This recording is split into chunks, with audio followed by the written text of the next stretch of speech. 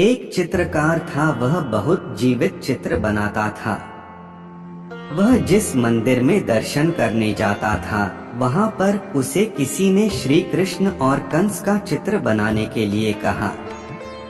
उसने कहा, पहले मैं श्री कृष्ण का चित्र बनाऊंगा, फिर कंस का चित्र बनाऊंगा। उसने चित्र बनाने के लिए एक बच्चे का चयन किया, जो श्री कृष्ण के स्वरूप में उसके सामने खड़ा रहेगा।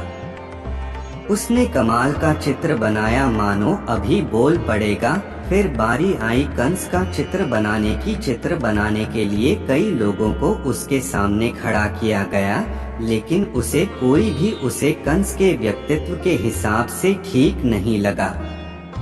कुछ दिन बाद चित्रकार की नौकरी विदेश में लग गई और वह बाहर चला गया और वह चित्र अधूरा रह गया।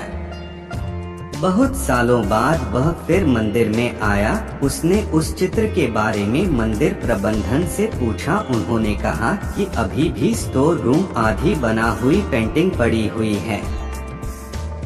अब आप वापस आए हैं तो उस पेंटिंग को पूरा कर दीजिए।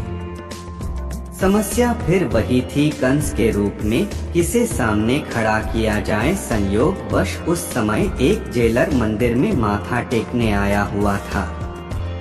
उसने आधी बनी हुई पेंटिंग को देखी तो मंत्रमुग्ध हो गया। उसे जब आधी बनी पेंटिंग का कारण पता चला, उसने चित्रकार से कहा, आप मेरे साथ जेल में चलिए, शायद वहां आपको कंस के व्यक्तित्व के हिसाब से कोई व्यक्ति जच जाए।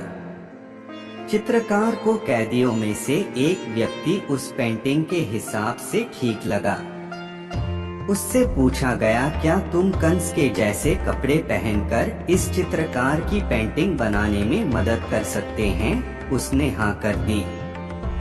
अगले दिन चित्रकार ने पेंटिंग बनानी शुरू की और क्या कमाल की चित्र बनाया। हर कोई देखकर वाह वाह कर रहा था। वह पेंटिंग एकदम जीवित लग रही थी।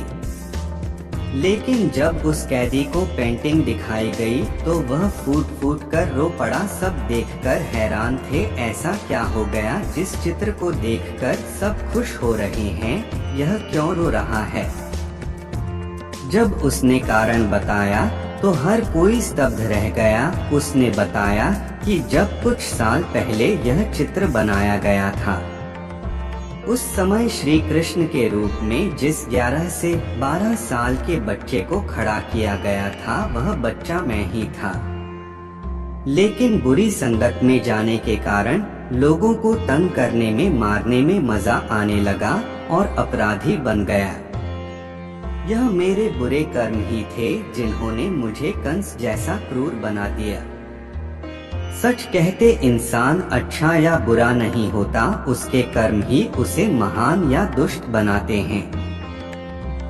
कर्म फल हमारे व्यक्तित्व को भी दर्शाता है। कर्म फल एक ऐसी फसल है जो बीजोगे वही पाओगे। इसलिए कर्म सोच समझ कर करें।